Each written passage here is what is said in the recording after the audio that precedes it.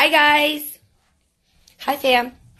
So I'm jumping on live because in just a few moments I'm doing an interview with my friend Jessica Michaud. Hi Yvonne. You have to excuse me because I was like scarfing down lunch, so I'm like a little still finishing it. Hi everybody, how are you? So good to speak with you. Let me turn on this light really quick. Here's Kathy. You guys recognize Kathy? She's my amazing assistant, my amazing right-hand woman. Okay, let's see. So I'm trying to join my friend Jessica to talk more with you guys and talk about life. Hold up, wait a minute. I don't know how to do this. We're about to figure it out. Here we go. Hi, oh my gosh, you guys. Hi from New York. What up? John Lee from, hi Jess.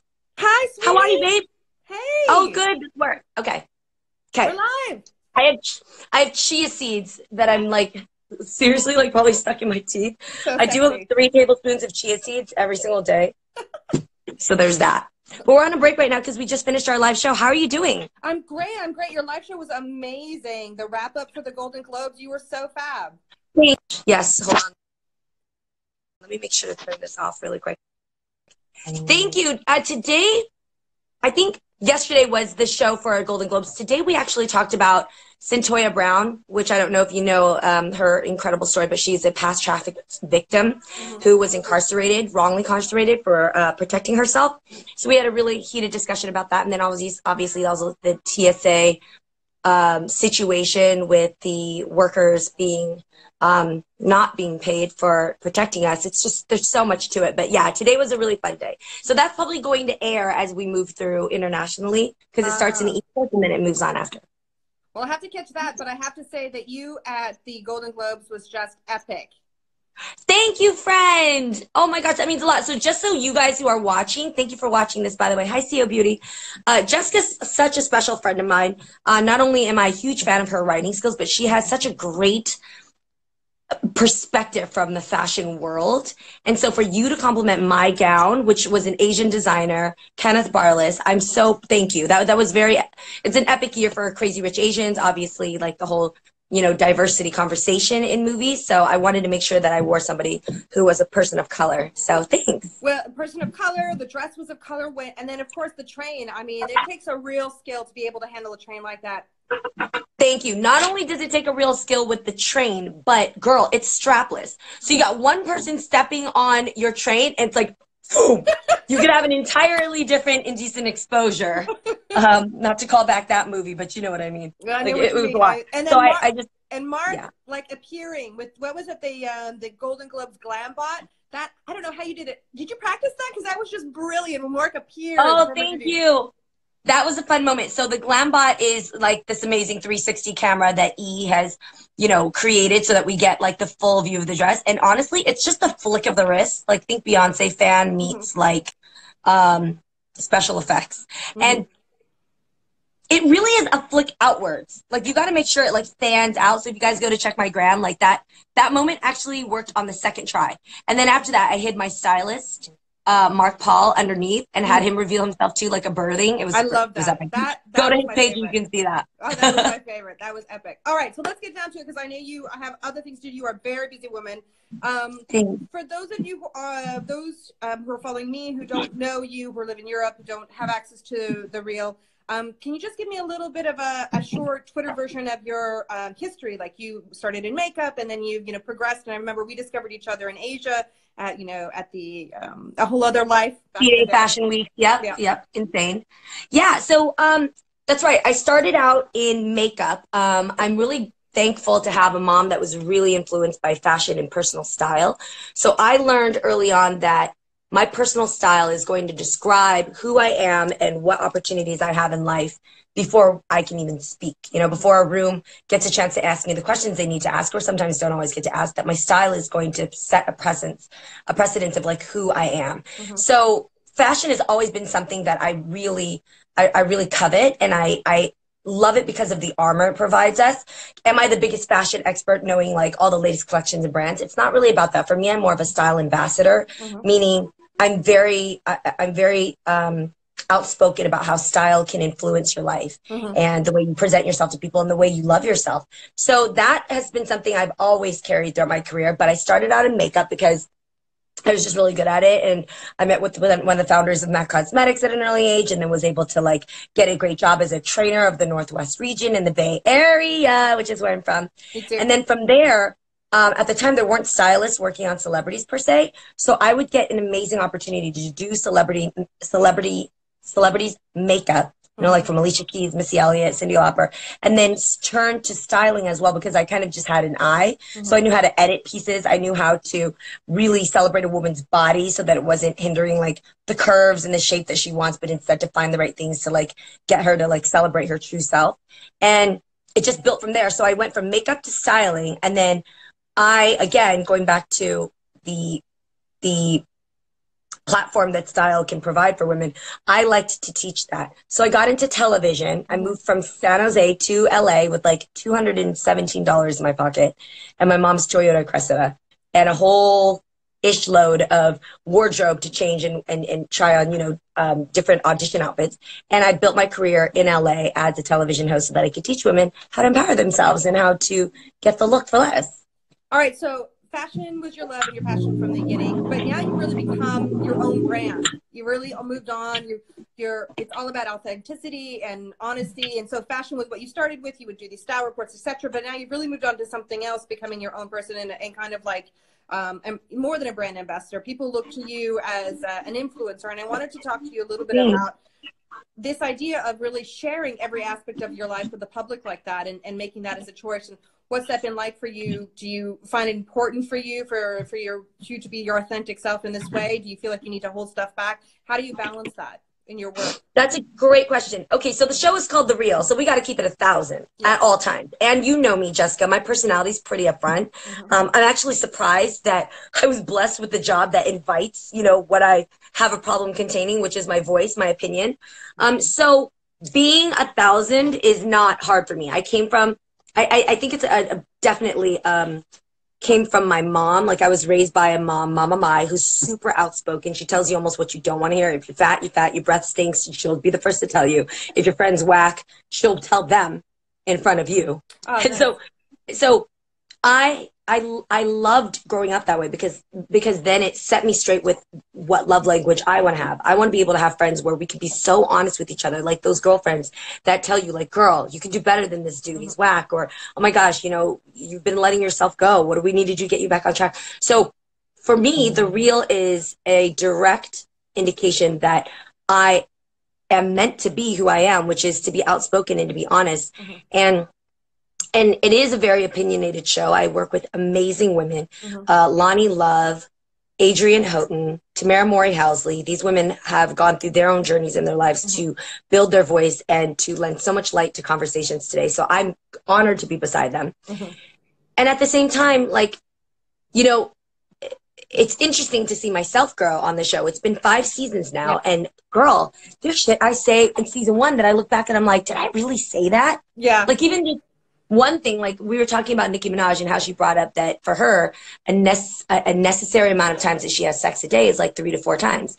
And I'm sitting here as a 40-year-old woman, I'm sitting here like, hell yeah. Because something happened to my horny level where I'm like, oh my God, what's happening? Like once I turned 40, I don't know about you, Jessica, but like things start happening down there. And you're like, what is awakened? But then also, you know, knowing that I came out of divorce, obviously a marriage that, you know, wasn't harboring the right type of communication. I think it got more to do with that than turning 40, honey, I gotta say.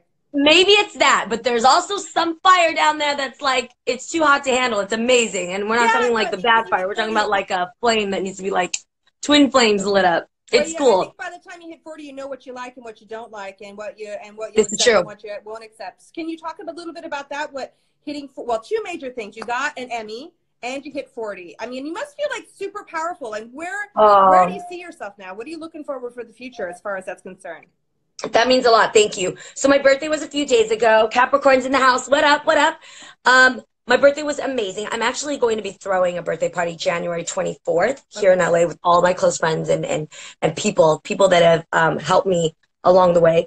So the birthday thing is major for me because I'm very excited to turn 40. I think it's such a beautiful number, and I love what I went through in order to get me to where I am now. So reflecting all that, I actually get very emotional about it. So that's more of a highlight for me. Winning an Emmy, unexpected, and not something like, I don't even know how to look at that, because honestly everything I do, I don't do it for accolades. Like, you don't think, oh, I really, well, for me, I don't think I really want to get an Emmy for this talk show. I think, yo, what am I going to say out there today? What do I have to say that's going to offer some insight to somebody out there who needs it? How do I give a word of encouragement to somebody out there who, you know, didn't expect watching a show could bring them that? And then that's it. Like, I wrap up ship, and then I study my notes for the next day, and then I go to bed on time so we can be here at 4:30 in the morning. So that's my goal, like, is to keep, like, every single day to make sure that the show comes back better and stronger, and we're not the same as the show yesterday. Getting the Emmy was just like a cherry on top. And I think, I wonder if that has to do with my culture too, Jessica, because when I was growing up, like, winning like awards or getting like a gold star from your teacher wasn't a thing. My mom would be like, and what? So what do you, go back to your room, go do your homework, and come out with something great tomorrow because you're going to bring home another A. You're like, oh, okay. You don't, accolades aren't a big thing. And I really actually appreciate that. I don't want my career to be based on what, like, that's, so I think the way to describe it is celebrating the world's measurement of your success can be a slippery slope to me, because if I celebrate the world's perspective, okay, not me getting through my show, not me saying something profound today, or even having booked a job. If I celebrate the world's version of success for me, I am then going to come down harder on myself when I don't get those accolades that mean so much to other people outside myself. Okay. For me, it's, you know what I mean? For me, it's like these messages that I'm reading from you guys, like, that you know me personally, that you're telling me I set a great example for Vietnamese Americans. Well, thank you so much. Like, women who call me and say, I'm going through a divorce too, and you really helped me. That's important to me. Well, okay, so let's talk a little bit. If the accolades from your peers and from the exterior aren't important, it's more these personal touches and relating to other people. Can you talk to me? One of the things that I always find when we talk about life lessons, that, you know, when you make those mistakes in life, and that's where you really learn, and that's where you really grow as a person. I was wondering if you could talk about a moment where maybe you feel like you've made a mistake, or you learned from something that really shifted and empowered you as an individual. Does something come up for you when you talk about that? I mean, I think I have a guess of maybe what something might come Jessica, up. Are we being serious? First of all, real. I'm newly divorced. Let's start there. Yeah. No, I see this and I really do have a smile on my face, and it's not out of disrespect at all. It really is triumphant for me, because not just the divorce part, but the fact that I stuck out this marriage for nearly 10 years, like literally a month shy of 10 years. That to me is so indicative of who I am. When I say I do, I get it done. And yes, the marriage was, it was one thing in the start, and then it, you know, turned into something else, but I didn't give up. And I stayed true to my character, and I tried and tried and tried. We both did, honestly. And so for me, getting through that and now learning to love differently and to love myself, like, I wouldn't have gone through the year 2016 to 2017 was epic for me, and I didn't know that it would prepare me for my 40s. I gained 20 pounds. I understood that I actually was really malnourished with the way I was taking care of myself. Today now, it's not about a body shape. I want my body to look like my spirit, which is strong and capable. And that's where I'm at now. And who knew that this would have, you know, played a direct correlation into being 40 and feeling so fucking dope. Like, I feel amazing. I feel Jeannie, inspired. I'm so glad to hear that you're doing so great. It's really wonderful. I mean, you're an Thanks, amazing Fred. person, and I've really, enjoyed knowing you over the years.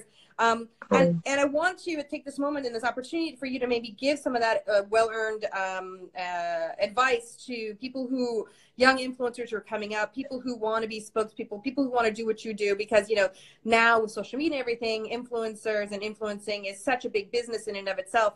You are a leader and on a different par than most. You've got the micro influencers and the macro influencers. So can you just talk about, like, what are your tips for success? What do you think that other women who want to follow in your footsteps need to be doing, you know, kind of some, you know, basics?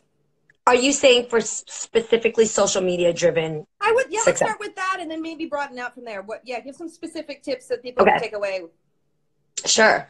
So we all know that social media is it's a mad marketable business, and it's super saturated. I mean, with every avenue you can think of, from health and fitness gurus to fashion, food, family, moms, like you can build a business off of anything when it comes to Instagram, you know, primarily speaking, and then obviously everything else. But what I've really found, and why I like social media, is social media forces you to define who the hell are you and why are you different. So even though you may have 10, you know, for me, fitness gurus that I like, I follow each of them differently because there's something that they're going to give me from their personal experience, their personal struggles, and their makeup and shape that's going to serve me in a way I couldn't get from someone else. That is number one, hands down, the biggest thing to embrace about yourself. Everybody says, be you. You're not like anyone else. It's so, it sounds really mundane, but yo, it's real. On Instagram, even as you as a writer, Jessica, you have to figure out, like, there's lots of people who have dope writing skills, but what makes you different from your perspective that nobody else can tell from your lens? And that's where it gets beautiful. I'm going to get a little deep here, but that's where you start to really own all the things about you that got you to where you are. Whether for me it was sexual abuse, to my 15 members in my family living in a 3-bedroom home, to racial slurs that were given to me when I was like 7 years old, and I had to learn like what my skin was in and who I am in my skin, and you know, seeing my parents dissolve their marriage at a young age. Like, all these things you think you're going through, like, how, like, why did I have to go through this? And you just wonder, like, you question all the things that happened to you at a young age, not to then like see that it actually sculpts who you are as an individual, and that you have a voice and can say things because of what you've been through that nobody else can emulate. Like, even if you were twins growing up in the same household with the same parents, your experience is so different, and that's vital to really drawing out who you are. And the best part is, you don't always have to just go to school for that. Like, it's everybody's experience is already their brand. So when you own your brand, meaning coming clean about whatever it is that you're ashamed about, the biggest fears that you have within you, that the stuff that's really hard, that's actually what America and the world want to know about. That they want to feel that. So it's beautiful to see yourself ripen and get to that place, not realizing that that's actually what builds the following, and the brand will become what it is as you are unveiling who you are. Let's talk a little bit about brass tacks, because one of the things that a lot of women who are trying to empower themselves, they have a hard time sticking up for themselves when they're negotiating or saying no. You know, there are lots of offers out there for partnerships, for, you know, gifting and things like that. Can you talk a little bit about, you know, building your brand, the power of no, knowing how to negotiate hard? I mean, those are things you've had to do within your career, and can you maybe give some guidance to people who are looking at contracts, trying to make a decision of how they want to shape their brand and things like that? What have you gone through, and any tips on as far as that goes? That's a dope question, Jessica. Well, what worked for me was in the beginning when I started out as a television personality. Like, you go to auditions, and, you know, I had to try to do some commercial work because it pays the bills. And you know, sometimes you're holding products that you're like, oh my God, this is so cheesy, would I ever do this? And then sometimes you're standing next to people and feeling like you should say something that maybe you wouldn't normally say, just because, again, that pressure of like fitting into the mold of networks or brands, right? And I realized that at 24 years old, I needed to have some type of statement that would envelop who I am and be that North Star for the choices I make. And for me, it's Jeannie Mai celebrates people's potential. Okay, so Jeannie Mai celebrates people's potential. For me, any job that I take on, any product that I hold, any lines that I read has to fall underneath that umbrella of celebrating people's potential. So this was challenging. You know, there were a few times in my life where I've been offered roles to do celebrity gossip. And even here on The Real, like we do talk about celebrities. But that's where I have to really clean my mind and articulate myself, so that even if I'm talking about someone else's misfortune or whatever it is, what am I saying at the root of what I'm bringing to light, so that you're still getting a celebration of potential somewhere in whatever nugget of truth I have. So you're not going to see Jeannie Mai sitting there being like, this girl's a bitch, she's terrible, I don't like her, and did you know that she slept with this guy? Like, you're not going to see that, because what's the fruit in that? Like, what's the seed in what I'm saying? But I might say, okay, this person has been known for this, this, and this. here's how I would have handled that differently. Or if I did have that past, here's what I would do now to make sure that I'm not defined by what I went through. Like there's going to be something I say that's going to give you some insight on elevating yourself. And that's like something I thirst for. I'm, even through my 40s, I started to really narrow down the people and the conversations and the things that I want to surround myself with. If you scroll down on my videos, there's a video of me wearing a flower blossom patterned shirt. And in that video, I talk about cleaning your environment. You know, when you see a flower that doesn't flourish, do we blame the flower or do we blame its environment, the soil, the lack of rain or sunshine? And so cleaning your environment is really you. And the gram is the perfect place to start. Like, what are you feeding on? When you scroll in the gram, are you sitting there watching, you know, terrible videos of people fighting and women disregarding themselves in ways that they think is right for them? And whatever it may be, like, yo, clean your mind, clean your environment, and watch that garden that can grow within you that's so much more fruitful than you think. Cultivate that garden. Got it. Okay. Yeah. All right. So I know we only have 5 more minutes left, so I really want to talk about Mai, you and your mom. What's the story behind that? Tell me more, because I saw the little trailer, I think it was, and it was hysterical. So tell me. So you've got your reel, and so tell me about this. Yes. Okay. So the good news is My Oh My is definitely still in the works. The problem is, and this is part of me with that brand identity that I just said, Jeannie Mai has to celebrate people's potential. I didn't feel that the direction we were going in with the network we were going to head towards was the right reflection of My Oh My. So I pulled back a little bit, and you're going to see the show's going to be revamped a little bit so that we can then put it out in the right place, and you guys can see, you know, the natural chemistry between me and Mama Mai, because this is my family. This is like my personal story, my mom that I'm putting out there. So it has to be really genuine, and it has to have credibility and character for me. That's number one. Number two, this is huge news. I haven't talked about this yet, but I'm starting a YouTube channel. Yay! So on this YouTube channel, yes, we're launching January 24th, I think. Is it 24th or 26th? It's going to be on Thursdays. Okay. And in this show, in the channel, you are going to see all of the types of material conversations that make Jeannie Mai who I am and make you guys my fam. So you guys know I call you my fam out there. We all support each other. We grow from each other. We check each other when we need to. I love that. So the YouTube channel is specifically for you. And that's where you'll see more Mama Mai and I for now. Okay, for now. All right. Oh, that sounds amazing. So January, so later this month. Yep, later this month on Thursday. Okay, fantastic. All right, so can you just tell me a little bit going forward then, what do you want to accomplish? You've got the new YouTube channel coming out. Is there any other kind of like bucket list, wish list things that you want to accomplish? I mean, you've got so much going on. Can you fit anything else in, Jeannie? I don't know, but if there was something else you'd like to add on, what would it be at this point? Personal, career? Okay. So I always start personal first, right? The nucleus of what makes Jeannie happy is what's most important to affect everything else.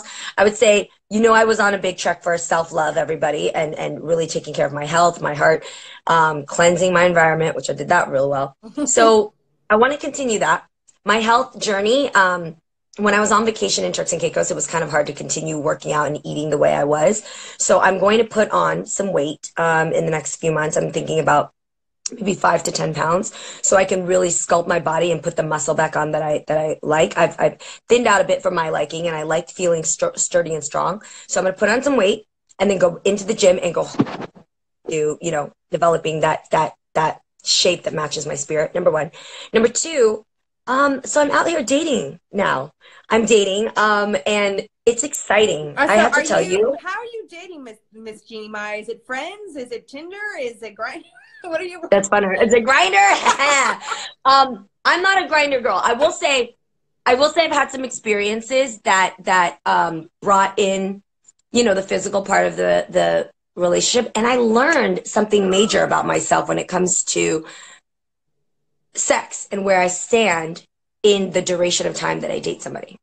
I learned a lot about that. So I know now where I stand when it comes to dating and what I need in order to be stimulated. I am a sapiosexual, meaning that in order to get to me down there, you got to kiss me here. you know, kiss her brain and her body will follow. So that's the type of woman I am, and getting to know that is really helpful, especially because in dating, you know, like every man is different, every woman is different. I am dating men and women, so there's that. And I do enjoy getting to know myself through the dating process. So I find people, honestly, on the gram. The gram is a great direct place to get communication. It's kind of like your own miniature, you know, the DMs. Yes. Nothing good happens in the DMs, but if you, DMs. Yeah, but it, you know, I have a good filter, so that has definitely happened. And friends recommending, and then also I think love is so dope because you never know. You could just, you know, meet somebody in a grocery store or walk the red carpet or whatever it may be. But my energy invites love. Like, that's really important to me. Like, I think that's a big thing, by the way, guys and girls out there. Like, you wonder, like, why there aren't single men in LA, or you're making these blatant statements like it's hard to find somebody. What's your energy like, though, when you're chilling in the room? Like, are you that person who sits cross-armed and your face has maybe a resting bitch face look to you, or you're just so inundated in your phone, like you don't even lift your head to make eye contact with somebody? Like, I call myself the Costco sample face. I have this face. It looks just like this, what you're looking at right now. My face is always like, what up? Hi. How you doing? What's life like? Like, that's true. Absolutely true. It's true. It's true. But it works for me. Now, it sucks when I'm trying to, like, not get solicited, because I look so inviting that people, like, will bring their women, children, birds, and, like, you know, things that they want to sell towards me. But it is a good thing when I'm in a bar or at a movie or I'm crossing the street, where I have this look and this energy that I think people come over and just be like, hi, what's your name? And I'm into that. So just to finish, so my understanding is you've come through this big divorce. It's been an incredible emotional time for you. You've really done a lot of self-care, a lot of self-love, which I think is exactly the right way to go. So do you feel that your heart is open now for love from the outside world? Or is that what you're looking for? Or right now you're just kind of out there and feeling? Good question. I'm obsessed with love in the magic that's behind it. So I would never hold back from that. But so to answer your question, I'm totally open for love. Like, oh my gosh, however love can happen, that'd be great. I don't need it to be happy, meaning, like, right now, do I feel like I'm missing it? No. And that is a part of that step of loving myself to a place where, like, I've got it, you know, within me so much that I can spot it when it's healthy to invite more of it in my life. When you are missing love, sometimes loving yourself is really just what you need to tap into. So there's that. But I enjoy openly dating right now. I really, really do. But I will say there's certain things that some of these individuals that have dated, like, have done to make themselves stand out more from from the rest, and trigger certain emotions inside of me that make me go, oh shoot, I never thought I really enjoy that. I never thought I want that. And of course, the company of somebody who makes you feel so great, and you guys kind of grow even more through the dating process, like, that's hot. So I am open to all of that and above. Okay. All right. Well, Jeannie, am I going to see you at the Oscars again in another amazing dress? Yes. Yes. So I never really officially said this, but I am the new host for live red carpet events for E. So you're going to see me at all the award shows. Oh my God, congratulations. Yes, alongside all of my amazing talented fam over at E. So yes, you will follow every award show. I got you here. I'll hit the glam bot. Make sure to take amazing pictures for you guys. Like, all the magic that happens on the red carpet, I always love sharing with you. If you need anything out of Paris, if I can help you, hook you up with anybody out here, just let me know, my dear. We'll remember that. Yes. Like, I will absolutely remember for you to have you pull something hot off the runway for me. Thank you. I love you. And I miss you. I love, like, just learning about your amazing marriage and you're freaking so gifted, and you're speaking French, and you're just, your entire aura is empowering to me. So thank you for being my friend. Oh, thank you for being my friend, Jeannie. I will see you in LA, hopefully at the Oscars, if not later. And then you're always welcome to Paris. You've always got appreciate that. Bye, sweetheart. Have a wonderful day. I love you. Au revoir. Au revoir. Au revoir. Bientôt.